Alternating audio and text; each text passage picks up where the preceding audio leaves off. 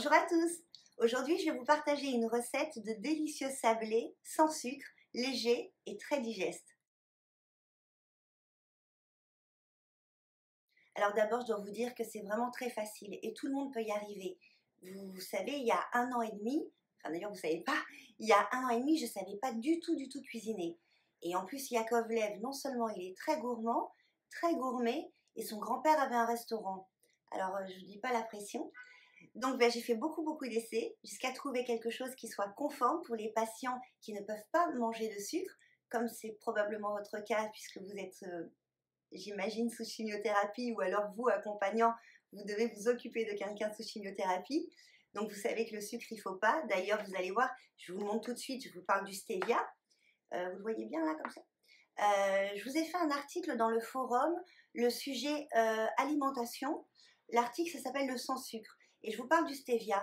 Pourquoi? Parce que pour moi, ça a été une révolution. En fait, pour une cuillerée à soupe, une cuillerée à café, par contre, de stevia, c'est l'équivalent de 2 cuillerées à café de sucre.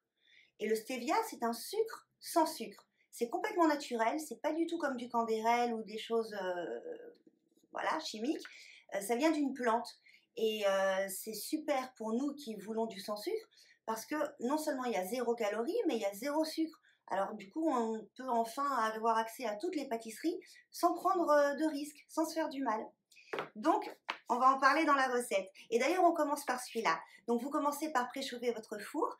Thermostat 6, c'est 175 degrés Celsius. Alors, est-ce que c'est 6 pour tout le monde? En tout cas, c'est 175 degrés Celsius.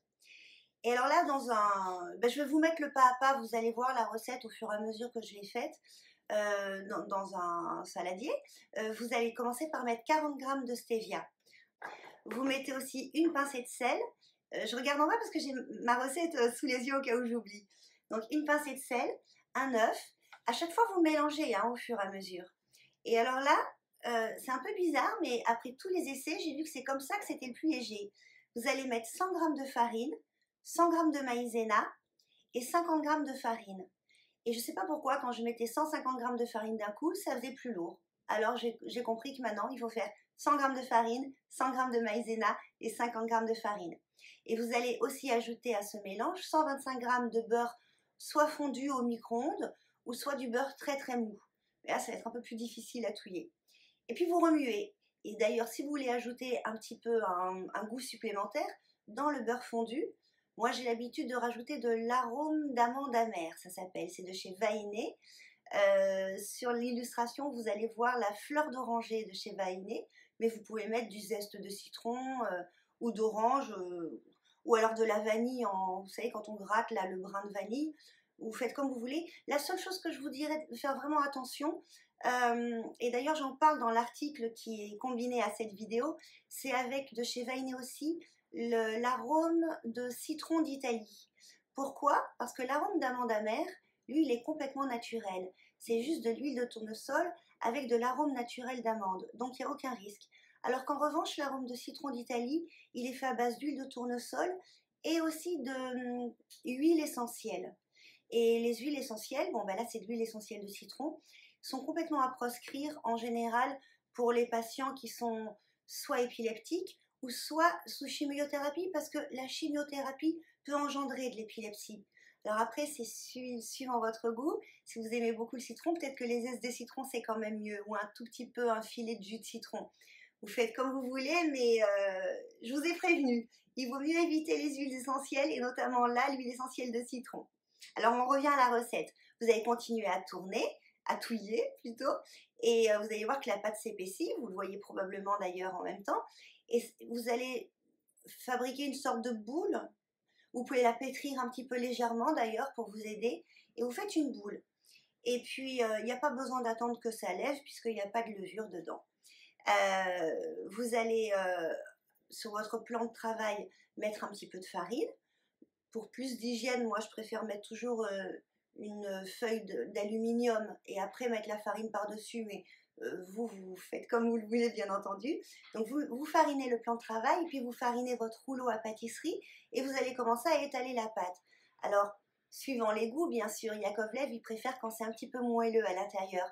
Donc je n'étale pas trop la pâte, je la laisse assez épaisse et je dirais qu'en épaisseur, ça doit faire entre 5 et 7 mm ou entre 5 et 8 mm d'épaisseur, vous voyez, j'y vais pas à fond quoi. En fait, quand je la faisais vraiment très très étalée, les sablés étaient très fins. Alors c'est un autre goût, c'est sympathique aussi, ça cuit beaucoup plus vite d'ailleurs, mais il y a moins ce côté légèrement moelleux à l'intérieur. Enfin quand je dis moelleux, c'est pas non plus, c'est juste tendre on va dire. Donc vous étalez, vous prenez vos emporte-pièces et puis vous faites les formes que vous souhaitez. Si vous n'avez pas d'emporte-pièces, c'est pas grave. Avec la pointe d'un couteau, vous pouvez faire à main levée des dessins. Vous allez voir, d'ailleurs, moi je fais souvent des dessins. Et ça marche tout aussi bien. Vous les étalez sur la plaque du four où vous avez mis du papier sulfurisé, bien sûr, par-dessus.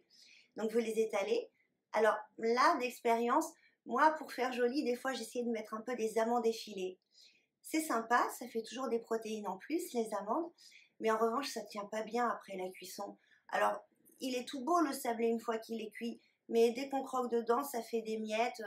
Bon, après, c'est au choix, c'est selon vos goûts. Alors, vous les enfournez environ 10-15 minutes, ça dépend de votre four. Il faut bien regarder. Dès qu'ils sont à peine beige doré, hop, c'est bon, ça suffit, vous pouvez les enlever. Après, si vous voulez préférer plus cuits, vous voulez les rajouter plus cuits. Moi, j'en ai raté beaucoup des plats qui ils étaient bien plus cuits. Yakovlev les a mangés quand même, hein, c'est pas non plus pour ça qu'il faut les jeter. Mais c'est mieux s'ils sont juste beige dorés. En général, je les laisse un petit peu refroidir et après, je les conserve une semaine. Vous vous rendez compte? Une semaine. Alors qu'il n'y a même pas comment on appelle ça, là, des conservateurs ni rien, hein, vous avez vu la recette. Et c'est dans ce genre de boîte.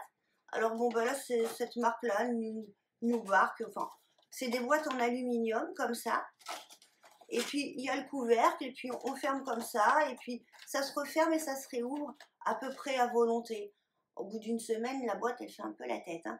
Mais en tout cas, les sablés, ils restent intacts. Et même Yakovlev, il les trouve meilleurs le lendemain, souvent. Alors je ne sais pas si c'est grâce à la boîte en aluminium qui conserve bien, ou si c'est la magie des sablés. Moi, j'espère que vous allez vraiment vous régaler. N'hésitez pas à nous envoyer vos retours. Alors, vous pouvez le faire soit sous la barre des commentaires sur la vidéo YouTube en elle-même, ou alors vous pouvez le faire sous nos réseaux sociaux ou sur vos réseaux sociaux, par exemple sur Instagram. Vous pouvez faire votre recette et puis vous nous taguez. L'Eva, je crois que c'est, ou l'Eva Laboratoire. Et ça nous fera plaisir, enfin ça me fera plaisir, mais à nous, à Yakovlev aussi, qui est très gourmand. Si vous avez pensé à des innovations, à faire des changements, ou vous voulez rajouter d'autres choses, ben moi je suis preneuse, hein, parce que je vous partage ce qui a fonctionné pour nous. D'ailleurs, j'ai oublié de vous dire un point très important. Ça fait 1 an, on l'a fait toutes les semaines cette recette. Yakovlev en mange toutes les semaines, ses parents très très souvent aussi, et moi aussi. Et on ne sait pas pourquoi, mais on n'a jamais grossi. Ni Yakovlev, ni ses parents, ni moi. Et on en mange beaucoup, parce que quand j'en fais beaucoup. Alors, ben, c'est toujours bon à prendre de savoir qu'on peut avoir une douceur qui soit réconfortante, qui fasse un dessert, un goûter, et qui fasse pas grossir, sans sucre, léger, digeste. Des fois un petit peu des miettes, mais c'est tout. Donc voilà. Donc n'hésitez pas, si vous avez vous des variantes et que vous avez envie d'innover, partagez-les nous. Vous pouvez aussi les partager sur le site de l'Eva, hein, bien sûr. Alors vous allez voir, la vidéo va s'afficher aussi sur le site.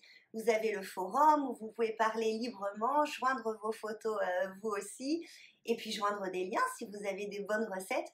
Ben, nous, on est très preneurs parce que Yakovlev, il est très, très, très gourmand. Et puis, j'imagine qu'il y a plein d'autres gens qui sont dans notre cas, qui ont bien envie d'avoir un peu de réconfort ou qui sont gourmands. Donc, partagez-nous tout ça. Et en attendant, je vous dis à bientôt. Prenez soin de vous et plein de bonnes choses pour vous. Au revoir.